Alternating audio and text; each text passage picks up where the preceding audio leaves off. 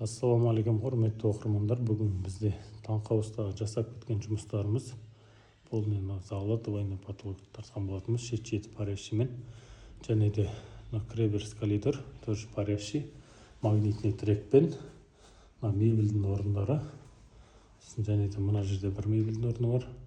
Тура осылайынан жасаған болатынбыз.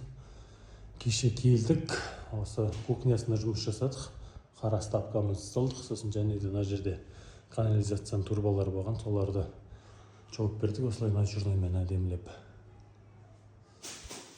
Полный екінші этажда бар, сосын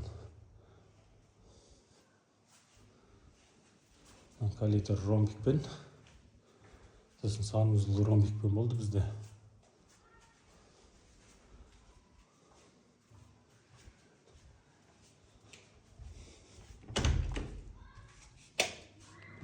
Парящиймен және де